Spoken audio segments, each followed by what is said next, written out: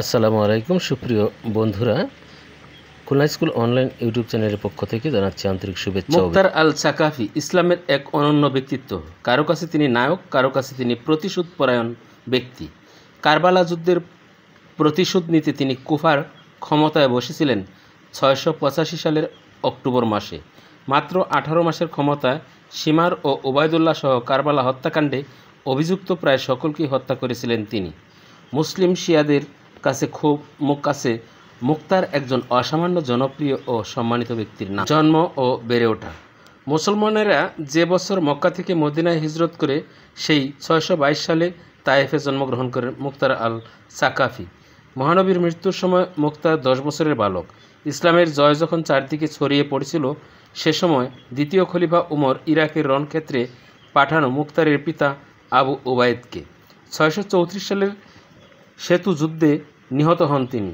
মাত্র 12 বছর বয়সে ইসলামের জন্য পিতৃহারা হন মুক্তার। এরপর ইরাক মুসলমানদের দখলে আসে।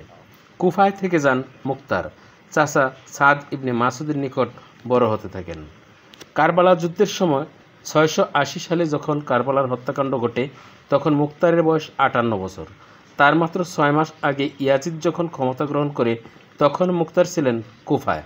ইয়াজিদের খিলাফতকে অস্বীকার করায় কুফার জনগণ ইমাম হুসেনের পক্ষে বায়াত নেওয়ার প্রতিশ্রুতি দিয়েছিল, যদিও পরে কুফাবাসী সেই প্রতিশ্রুতি ভঙ্গ করেছিল।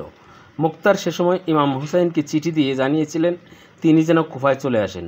ইমাম হুসাইন তখন তার চাচাতো ভাই ওকিলকে কুফায় পাঠিয়েছিলেন পরিস্থিতি পর্যবেক্ষণের জন্য। ওকিল তখন কুফায় মুক্তারের বাড়িতে ছিলেন।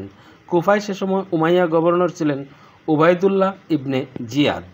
জিয়াদের নির্দেশে উকিলকে হত্যা করা হয়, বন্দী করা হয় মুক্তারকে। এরপর অক্টোবরের 10 তারিখে কারবালায় নির্মমভাবে হত্যা করা হয় মহানবীর প্রিয় নাতি ইমাম হুসাইন ও তার 72 জন সঙ্গীকে। মুক্তার তখন কুফার বন্দিশালায় বন্দী।